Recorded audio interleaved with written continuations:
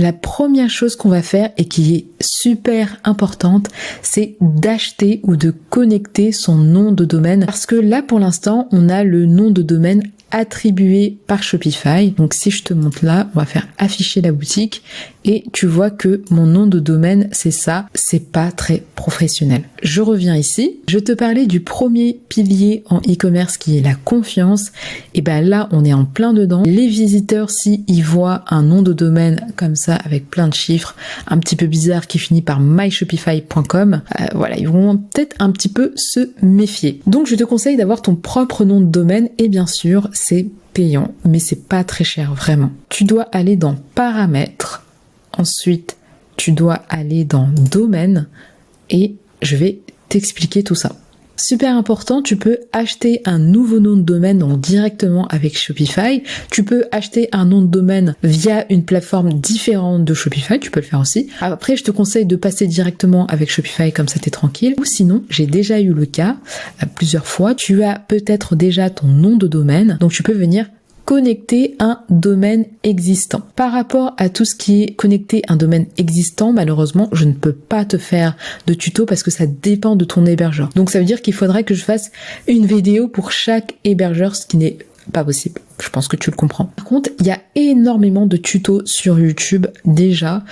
Tu tapes connecter nom de domaine plus le nom de ton hébergeur, par exemple OVH, et tu trouveras des vidéos qui vont tout expliquer. Donc là, comme je te l'avais dit au début de la vidéo, je vais te passer une ancienne vidéo où je montre comment acheter un nouveau domaine. Et après, je reviens à la suite. Là, on va en acheter un directement avec Shopify. Alors, ici, normalement, tu connais déjà le nom de ton entreprise, de ta marque. Donc moi, c'est nouveau chapitre. Voilà.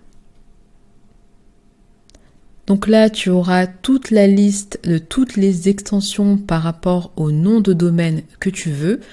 Donc moi, comme tu le vois, le nouveau chapitre.com n'est pas disponible. Il me reste les autres extensions, le .fr, .net, .org, .store, etc. Alors, il n'y a pas vraiment de règles pour les extensions. Généralement, les entreprises prennent du .com ou du .fr. Ça dépend de ce que tu veux faire, où est-ce que tu veux vendre, etc. Moi, ce que je conseille, c'est que si tu ne sais pas ce que tu veux choisir et que le .fr et le .com sont disponibles, je te préconise de prendre le .com. Mais ça, après, c'est comme tu veux. Donc moi, malheureusement, le .com n'est pas disponible. Si j'avais voulu absolument avoir le .com, j'aurais pu mettre une variante, par exemple un tiret, pour avoir nouveau-chapitre.com. Alors, on va regarder si c'est disponible. Alors, ce n'est pas disponible. Ce que j'aurais pu faire, c'est peut-être mettre nouveau chapitre-e-shop.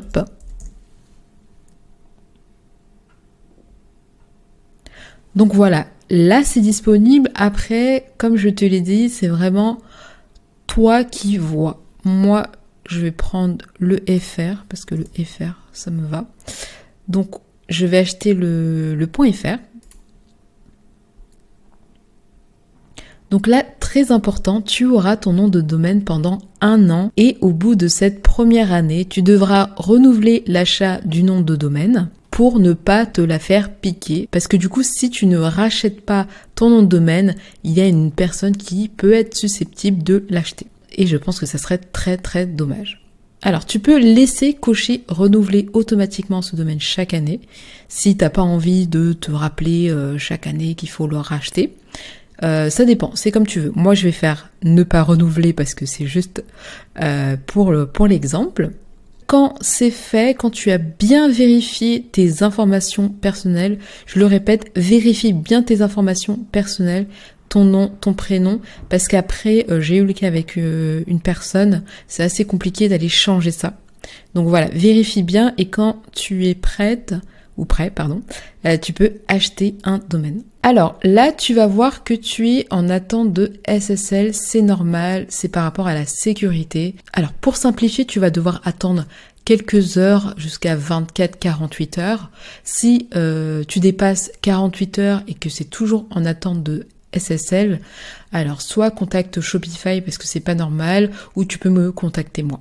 Mais en tout cas c'est normal, ne t'inquiète pas, y a pas de souci. Alors maintenant je vais dans ma propre boutique pour te montrer quelque chose parce que je vais pas racheter un nom de domaine. Alors là il faut que tu cliques sur le premier onglet et je vais venir t'expliquer quelques petits trucs qu'il faut savoir. Avec Shopify, tu ne peux pas te créer d'adresse mail pro, même si tu as acheté le nom de domaine avec eux. Par exemple, quand tu vas dans d'autres plateformes, quand tu achètes le nom de domaine, tu as une adresse mail pro offerte. C'est le type d'offre qu'on retrouve généralement. Donc en fait, ce qu'ils ont fait, c'est un transfert d'email. C'est-à-dire que par exemple, j'imagine que toi tu auras un Gmail et en fait, ce qu'il va faire, c'est qu'il va te créer une adresse mail de transfert. Donc tu fais ajouter une adresse email de transfert.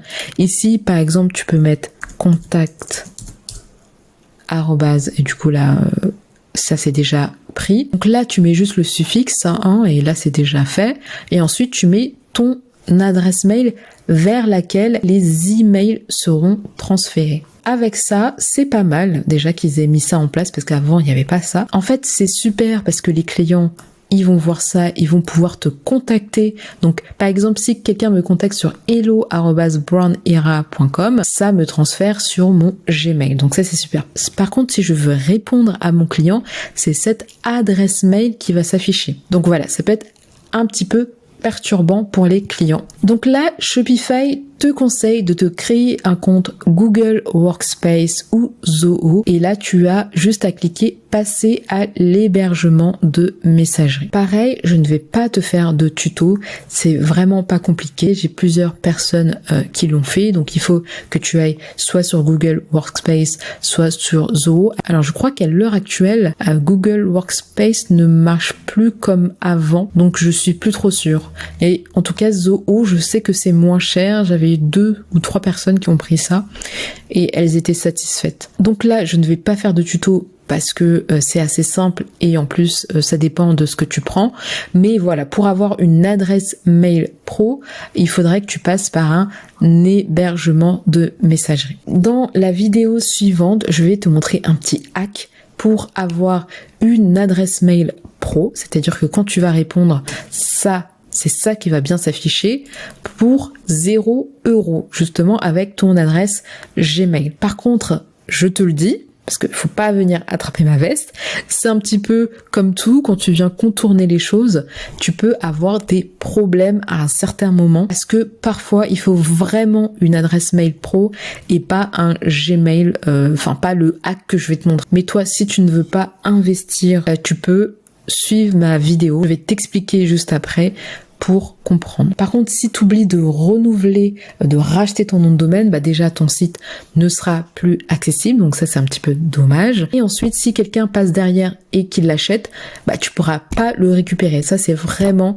problématique. Donc je te conseille de laisser renouveler automatiquement ce domaine chaque année. Donc voilà pour le nom de domaine. Par contre, il se peut que tu aies des problèmes pour acheter ton nom de domaine. Il y aura affiché erreur, système, serveur, etc. Alors, je vais te donner 3 raisons possibles que certaines coachées ont eu. Alors, si tu n'as pas assez d'argent sur ton compte, ça peut te paraître logique, mais j'ai eu le cas, ça va te mettre une erreur et tu ne pourras pas acheter le nom de domaine. Si tu as un moyen de paiement qui n'est pas accepté par Shopify pour l'achat du nom de domaine, comme les cartes virtuelles, tu ne pourras pas acheter le nom de domaine, ça va te mettre une erreur. En fait, le problème, c'est qu'avec les erreurs, là, par rapport au nom de domaine, on te précise pas vraiment la source du problème, donc il faut un petit peu chercher. Et ensuite, la plus fréquente, si les champs de coordonnées, nom, prénom, adresse, code postal, etc. ne sont pas correctement remplis, tu ne pourras pas acheter le nom de domaine.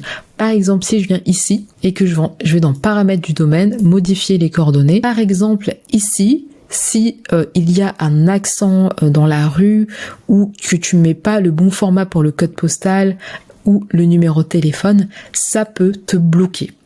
Donc, si tu es dans ce cas, contacte-moi. Comme ça, on regarde ensemble.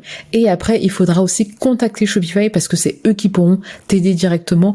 Moi, je pourrais pas faire à part vérifier là ce que j'ai dit auparavant, je ne pourrais pas faire grand chose de plus. Il faudra voir directement avec eux parce qu'ils ont accès à plus de choses que moi sur les boutiques Shopify. Donc maintenant, je reviens ici. J'espère que c'était OK pour le nom de domaine. Dans la prochaine vidéo, je vais te montrer un petit peu le hack pour avoir une adresse professionnelle gratuite. Mais comme je te l'ai dit, si tu veux faire les choses carrées, parce que je pense qu'à un moment, ça va te bloquer. Mais en tout cas, ça va être pas mal pour un début.